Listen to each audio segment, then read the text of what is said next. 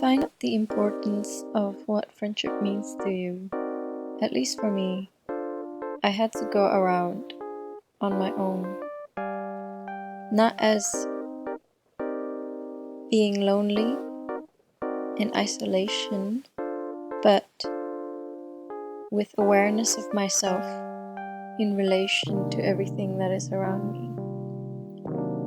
And this links very closely to posthumanism, that sort of views all entities around you, the minerals in the soil, the minerals in your bones, the creatures, the trees, as all part of being together, of being related to one another. And I found that this idea of being in relation to everything to also link in with indigenous tantric ideas about being interconnected and sharing the same consciousness. This may sound a bit ideal, but that is not my intent. My intent is that it is possible to experience this connection with other entities around you if you consciously choose to search and become aware of it, that you are already in relational relationships. Symbiosis is a fact. The thousands of bacteria that are within my gut, or that live on my skin, or that I eat in my food, are all helping me to remain alive. It is through other creatures and other non-living entities, such as my computer, my phone, through which I can connect with other people and other digital entities, that I can find a sense of community as well. And perhaps because we don't have a language to describe such communities, because we've never had them in the past, it is easy to fall into the trap of thinking that you are alone in this world. So I have found it very helpful to spend time alone, as in without people, without having other minds distracting you, to be able to reflect on your own sense of what friendship means to you. So I went on my bike and went wherever my bike took me. Ended up finding little corners and parks where I read and journaled and just thought, and also not thought, just lay and just be. And in those moments I found fulfillment, as I would if I had a really great conversation with a friend. I do not want to deny the importance of having human friendship. Of course, it is a vital aspect, a vital part of being human. What I do want to do is just open the doors, open the borders to what we understand constitutes friendship, constitutes relationship. And that way, we can build relations to other creatures around us. And having that sense of awareness of other creatures around us, other non-living entities around us, to me, it feels like a very wholesome sense of being. I can feel joy by knowing that I'm sitting under this ancient tree that is providing me shade and is accompanying my process and my journey and reflections.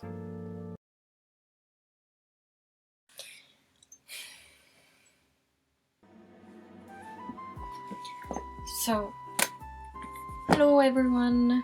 So, since I have been thinking about the theme of friendship and isolation and aloneness, I wanted to do a spontaneous painting to see what comes up for me. So I'm gonna be using watercolors that I was gifted. And I'm so happy that I got these colors because ever since I started university and studying philosophy, I always thought that I didn't have any time to do anything else except read and study philosophy and no time for art. And ever since I was a kid, I've been quite an artistic person. My first dream as a child was to be an artist. I recently thought, after having reconnected with my child self, doing the inner work, I realized that art has a big role in my life. It is through art that I can find a ground. Like if I'm not able to sit in a meditation or do yoga, what does work for me is, drawing and just letting my heart spill onto a blank page. And I find that whatever comes up symbolic and quite reflective.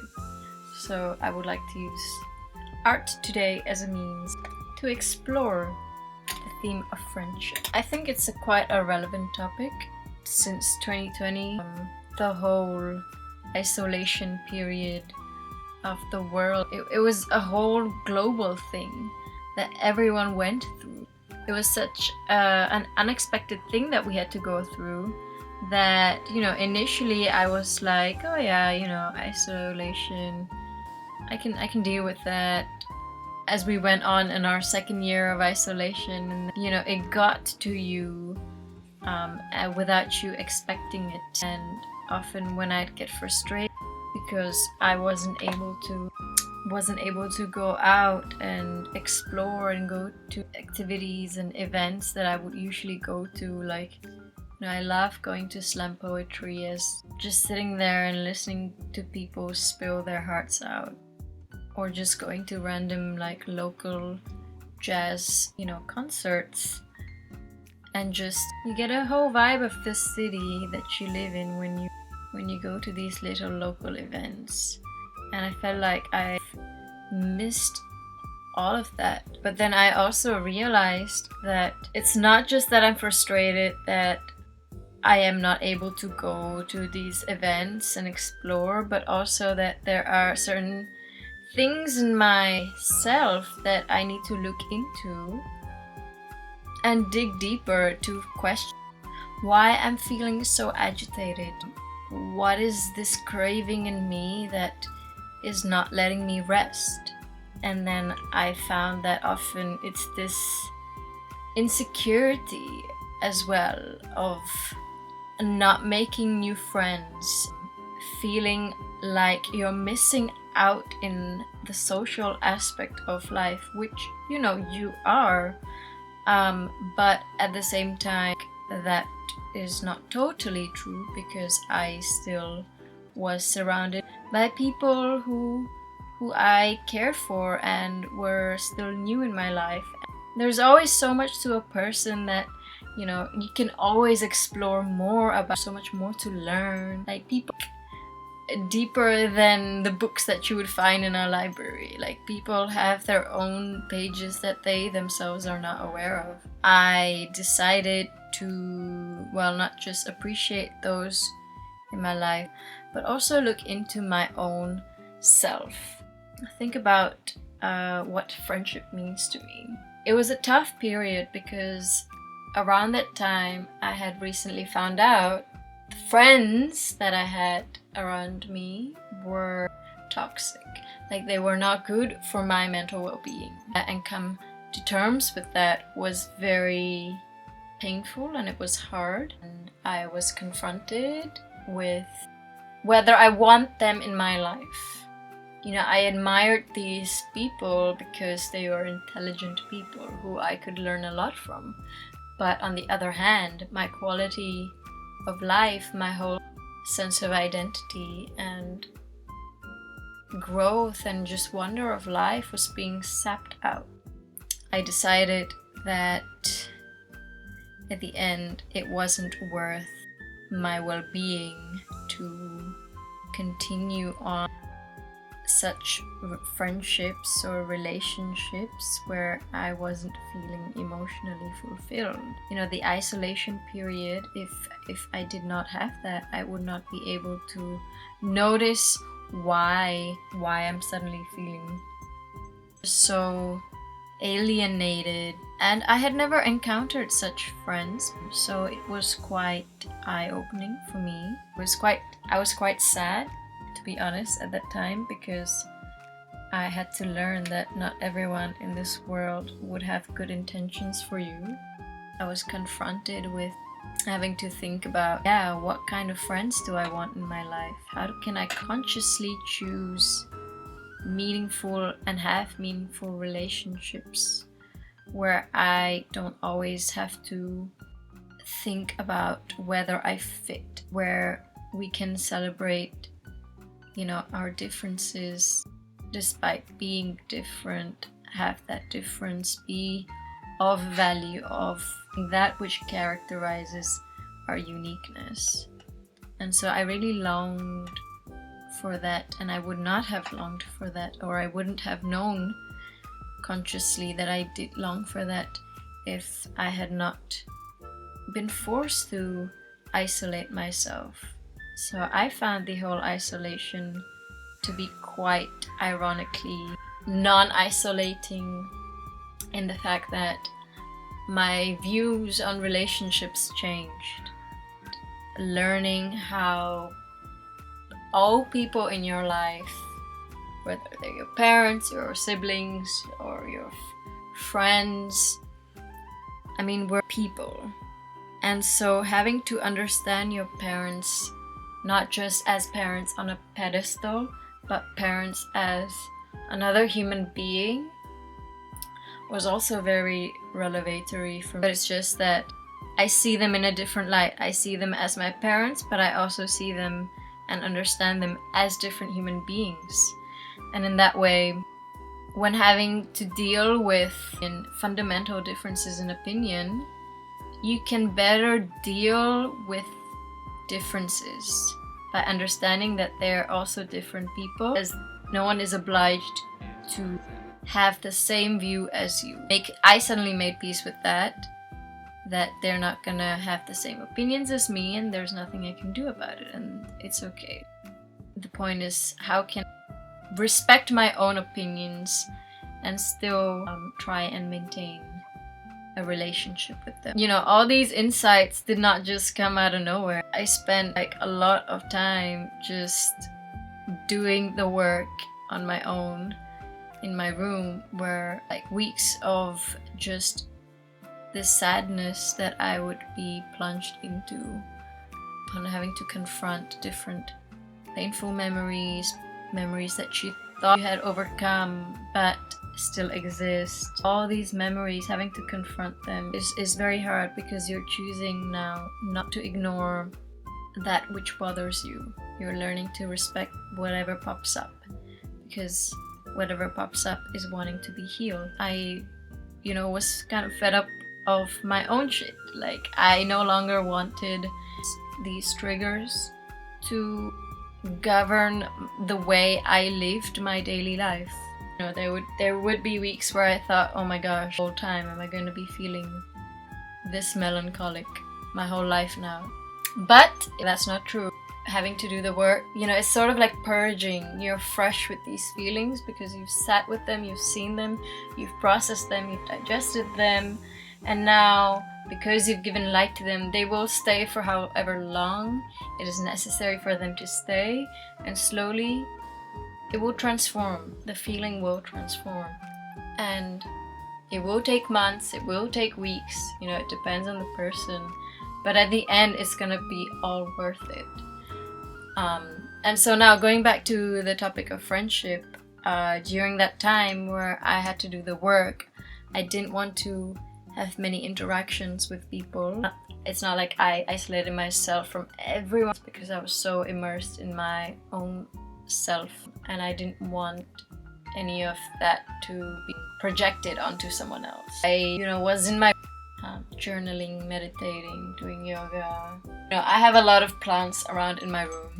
I spend a lot of hours just sitting, staring at the window for 2 hours. There's a tree outside my room, stare at it, and just feel that emptiness, but not nihilistic, I'm nothing, I have no value, not that kind of way, but being present with your own emptiness allowed me to be present.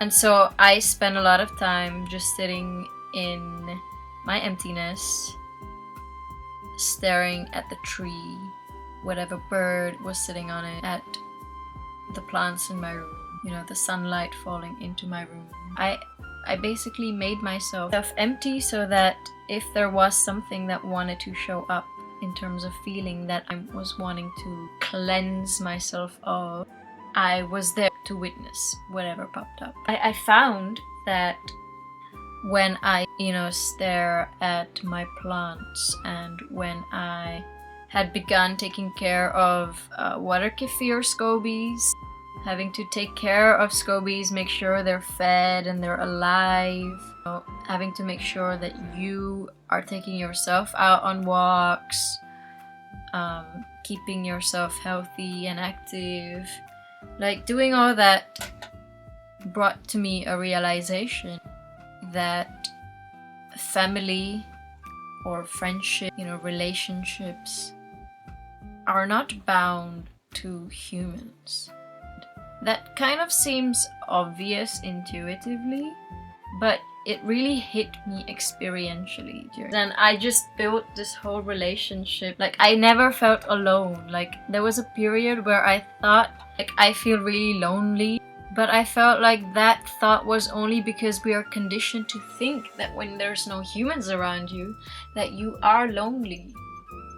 But upon deeper reflection, you know, being present with the plant next to me, the tree in front of my house, the cat that walks by, seeing all this life around me, just the wind that blows in my hair, you know, the light, the rain, like every little thing that you interact with is a form of relationship.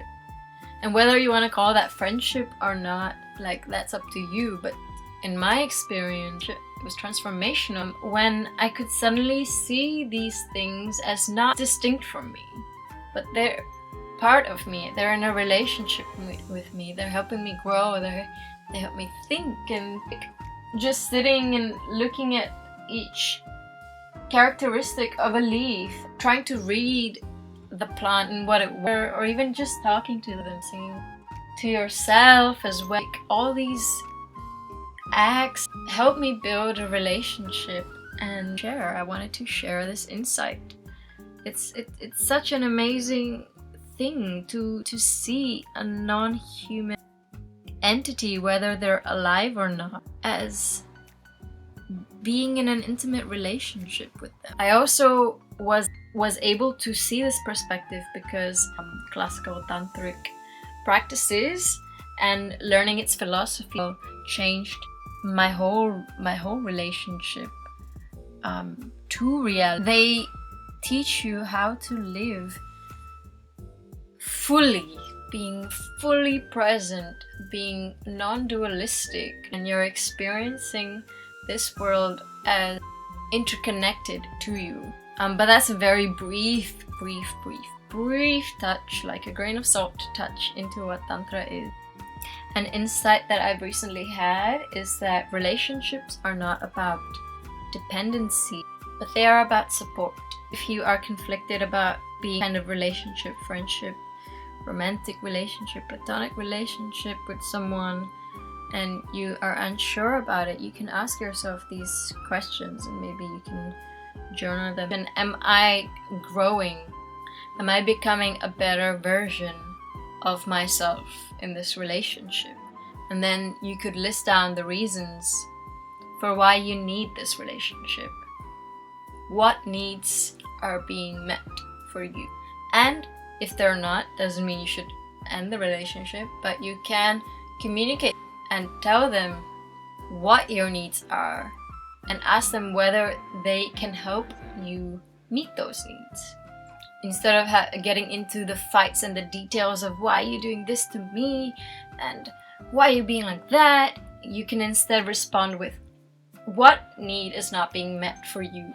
How can I help? Do you need help? Ask yourself, what role does that relationship play in your life?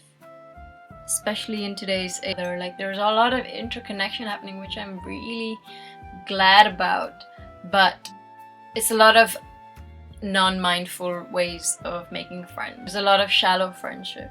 Having to be brave enough to question whether that friendship is worth it, can be a breath of fresh air in this world that is so obsessed with connection. I myself, during the lockdown and isolation period, have found a lot of solace from internet communities. Even if I don't know the person, but their words can touch me in a way that a friend's word would touch me. That I have found comfort on the internet, which is, so amazing. But we need to be aware of how we consciously use that internet. Isolation period has made people desperate to connect. But that doesn't mean you should just connect to anyone, right? I'm quite done with relationships in which I'm not able to be who I am or be appreciated for who I am. So if you want to self-express, you need to provide yourself a space where you can express yourself, joyfully express yourself.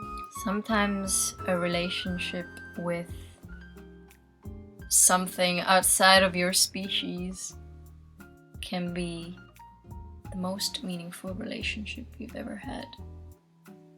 If you ever do feel lonely, think about what are the role of non-human others in your life. Are you consciously choosing to ignore them? How can they relieve your feeling of loneliness? You can't control water. Water controls you. Water controls you.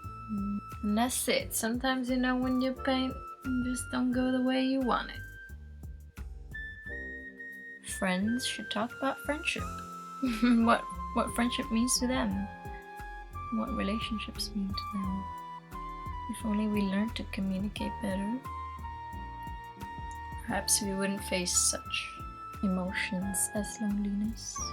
I think I will end the painting here. There's a lot of purples and yellows, a lot of layers, and a lot of squig. Kind of matches my shirt.